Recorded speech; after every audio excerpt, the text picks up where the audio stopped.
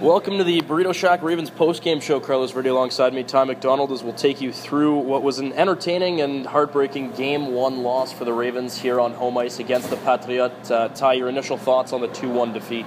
It was a tough game for both teams, and they both played outstanding. The whole night would provide us for some very entertaining hockey here at the Ice House, but in the end, in overtime, yet like you said, heartbreaking finish for the Carleton Ravens.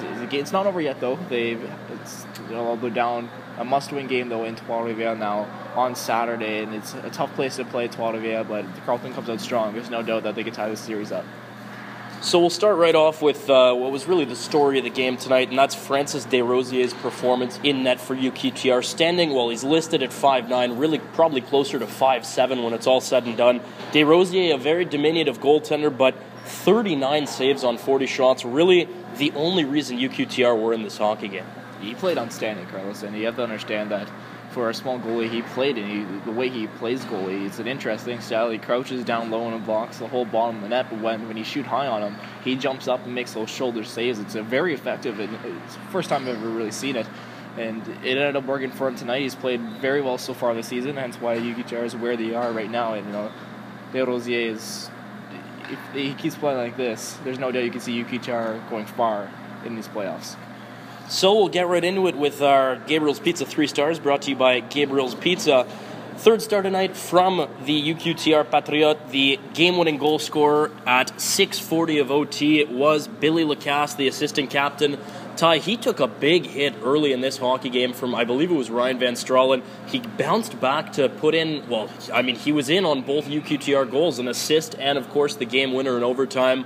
Billy Lacasse, our third star tonight. Yeah, he played outstanding so far tonight, and that's the kind of guy that you didn't really notice too much on the ice, but yet was very effective. And you mentioned that huge hit that he took from Ryan Van Stralen, and Van Stralen played outstanding as well, but Lacasse, it's kind of guy that he gets knocked down, and he gets back up, and he works his butt off, and that causing that turnover from Mimar, and then getting the pass back and scoring in that overtime game. Huge boost for UQTR, and a great game by Billy Lacasse. Second star tonight from the Carleton Ravens goaltender Patrick Colleen. Colleen was really outstanding in this game, Ty. 30 saves on 32 shots, neither goal anywhere near his fault. A myriad of incredible glove saves. Deserving second star, and you feel bad that either of these goaltenders ended up having to get pegged with a loss on a night like tonight where really they were both so good. Yeah, Colleen, the way he played tonight, it flashed out the leather a few times on that glove side, and he's definitely kept Carleton in this game tonight. And you feel bad for Colleen. He played very well. His team played well, and it just ended up coming down to a game of inches, and this time it ended up being on the UQTR side. Unfortunately for Colleen, he has one of his better games of the season, yet doesn't get a W. And that segues us into our first star tonight. No surprise, Francis Desrosiers, the QMJHL veteran, really took the reins up in Trois-Rivières down the stretch since Christmas, and really just another incredible performance amongst a slew of them towards the end of the season from Desrosiers. 39 saves in the victory on 40 shots. The goal was nowhere near his fault. It was a beauty from Ryan Van Stralen, who should receive honorable mention in terms of hardest worker if we want to give that out here.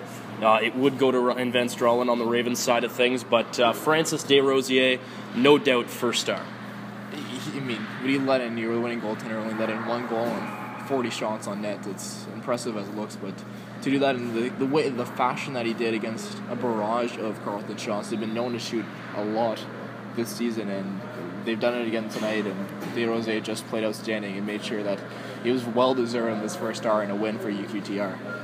All right, coming up next on the Burrito Shack Ravens postgame show, we'll go to the phones as a tough 2-1 loss in Game 1 in overtime tonight for the Ravens. We'll head to the phone lines when we come back. They trail the Trois-Rivières Patriots 1-0 in the series with Game 2, a must-win Game 2, coming on Saturday night.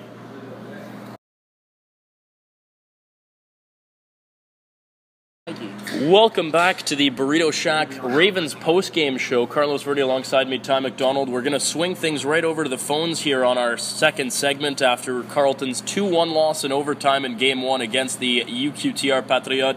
And heading to the phones, we've got Mike in Gloucester. Mike, are you there? Yeah, hey boys, how's it going? Oh, it's going quite well, Mike. Despite the loss, we're very thrilled to be here on the Burrito Shack postgame show. Your thoughts on this one, Mike?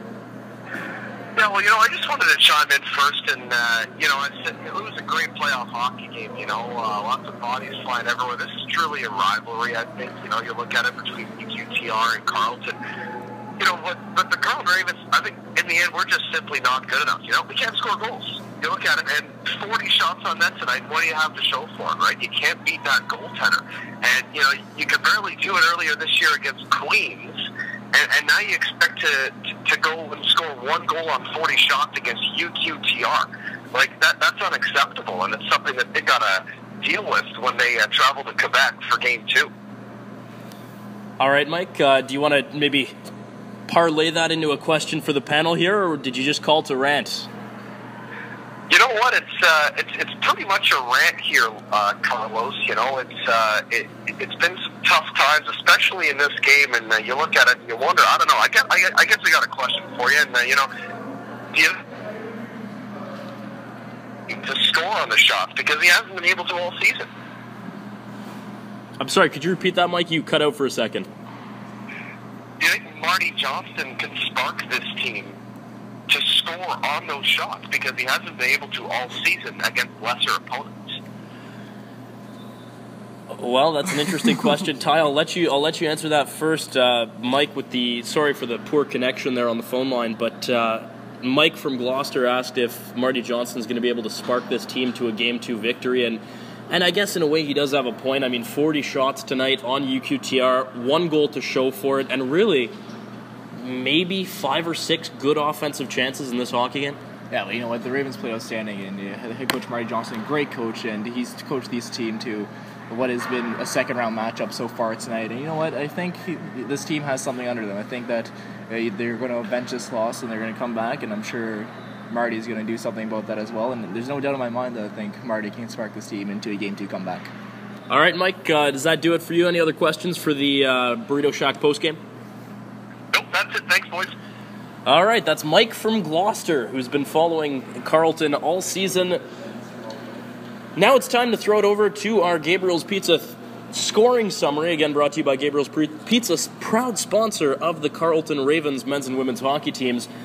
UQTR got things started in period number 2 as it was Antoine Quevillon, a real thorn in the side of the Carleton Ravens throughout tonight's game, physically and offensively. Quevillon with his third of the playoffs, the assists going to Billy Lacasse, the assistant captain, and Tommy Tremblay, the captain, so 2 of UQTR's top scorers getting in on the action at that point on Quevillon's third, which made it 1-0 UQTR. The Ravens, though, did respond just 5 minutes later, as it was Ryan Van Stralen finishing off a great pass from Mitch Zion, Matt Stannis drawing the second assist at 14:59, and we were all tied up at ones through 2 periods of play. And after 2 periods of play, Ty, the shots were 29-19 for the Ravens. Interesting to see that breakdown and how in the third period it kind of evened out a little bit. Overtime, of course. Billy Lacasse, third period was scoreless. The Ravens outshot UQTR 11-7 for a regulation total of 40-26. In OT, though, different story. The Patriots outshooting Carleton 6-0 for a game final total of 40-32, and it was Billy Lacasse at the 6:40 mark, finishing off a pass from Marc-Olivier Mimar, which just skipped over the stick of a Ravens defenseman on a bounce. Bad bounce if you're Carleton, right to Billy Lacasse, and Lacasse finishing things off, beating Pat Colleen to the blocker side. So that is your Gabriel's Pizza scoring summary. There were quite a few penalties, so we'll leave that, but we'll step away.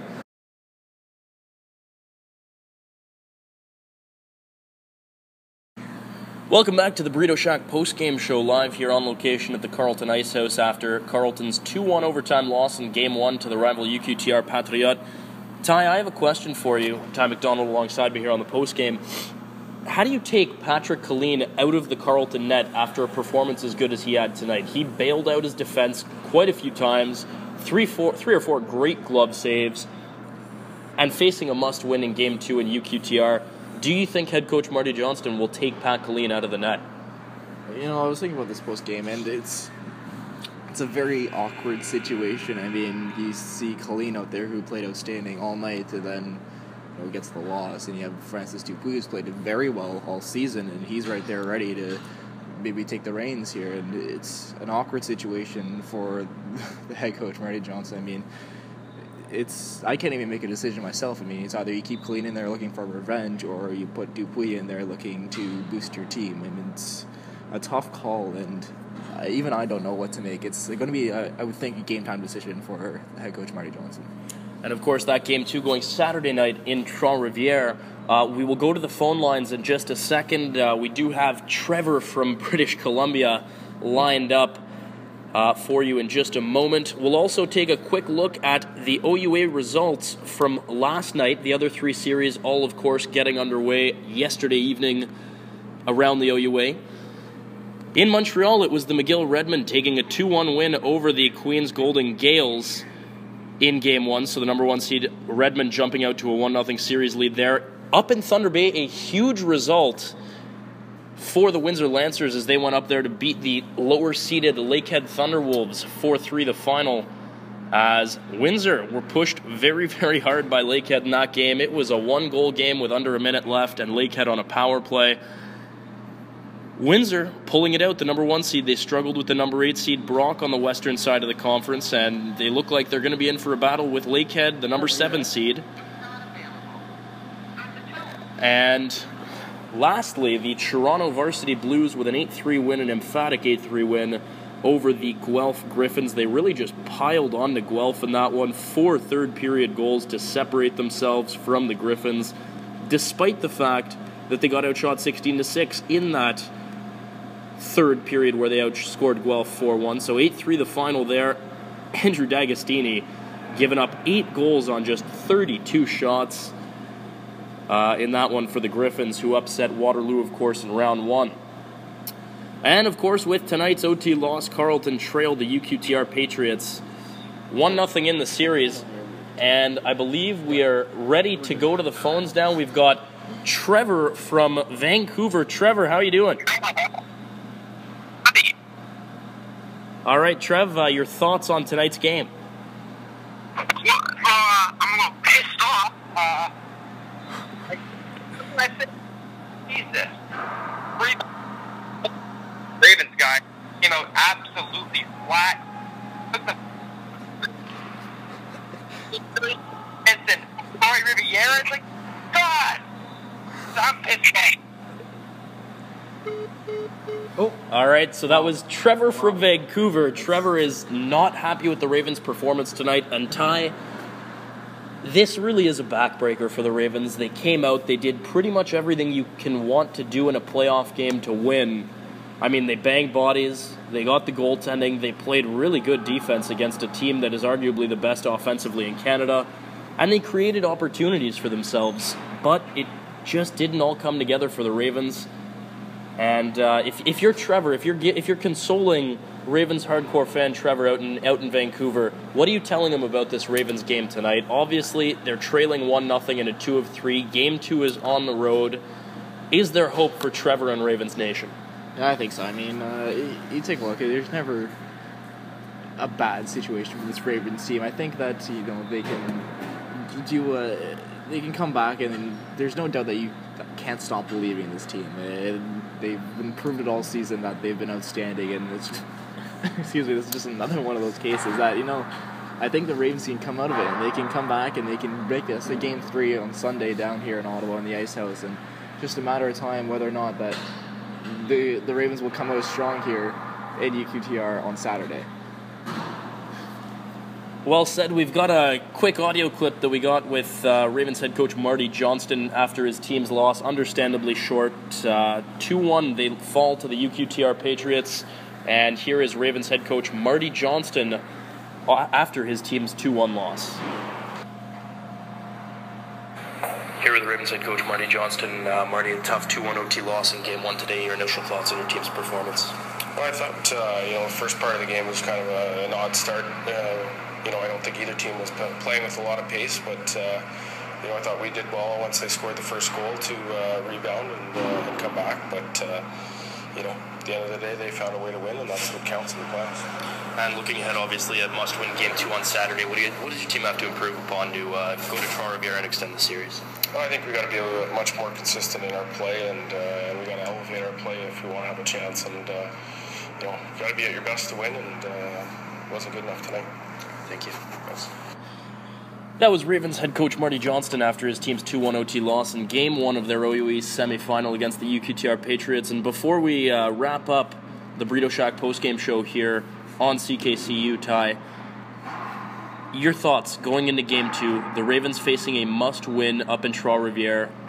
Do you honestly think that Carleton can force a Game 3 heading into a hostile environment against, well, not just the best offensive team in Canada in UQTR, but some of the most notorious referees in the OUA East?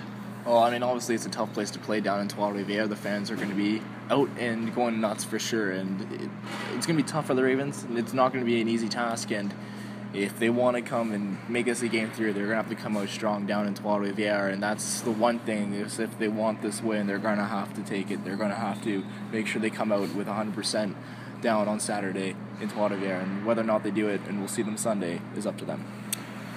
That's a wrap from the Ice House. 2-1 Trois-Rivières take it over the Carleton Ravens in Game 1. They take a 1-0 series lead. Game 2 goes Saturday night, 7 p.m. puck drop up in Trois-Rivières. If you want to make the trip, it's about 4.5 hours down the highway. And we will potentially see you on Sunday for Game 3 as the Ravens have to win up in Trois-Rivières on Saturday to force a potential Game 3. For Ty McDonald, I've been Carlos Verdi, and this has been the Burrito Shack Ravens postgame show. Have a great night.